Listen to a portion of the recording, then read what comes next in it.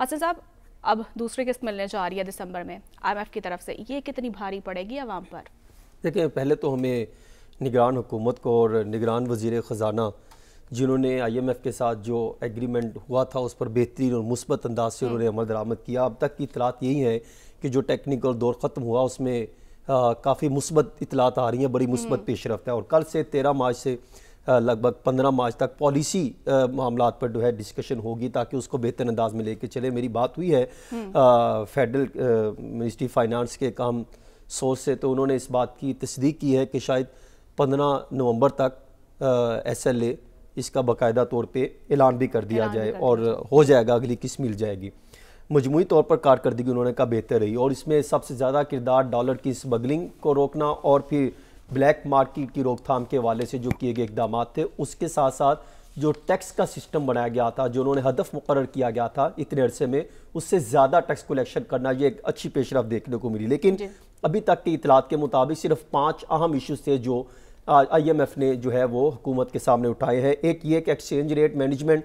اس میں ہمیں بہت بری طرح جو ہے وہ ناکامی کا سامنا کرنا پڑ رہا ہے. پھر دوسرا ایکسٹرنل فائنانس جو گیپ ہے وہ ہم بہت بری طرح اس میں مار کھا رہے ہیں، اس میں ہم بہتر ہماری پوزیشن دکھائی نہیں دے رہی. پھر تیسرا درآمدات کی آڑ میں جو منی لانڈرنگ ہوتی ہے اور پھر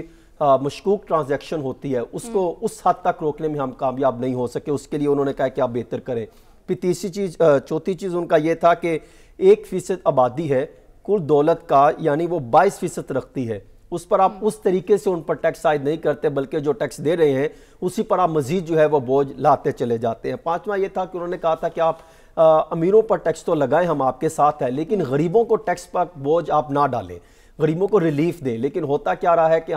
غریبوں کی آڑ میں امیروں کو جو ہے آپ ان کو مختلف اسکیمیں بنا کر، مختلف کوئی نہ کوئی سورسز بنا کر، کوئی جو ہے پلاننگ کر کے ان کو آپ سپورٹ کرتے رہے ہیں، وہ سارا ملبہ غریبوں پر پڑتا رہا ہے. اور پھر FBR کی جو استعداد کار ہے اس کو بڑھانے پر انہوں نے کہا فوکس کریں. اور انفورسمنٹ نظام جو ہے جو اچھا دیکھنے کو ملا اب تک کے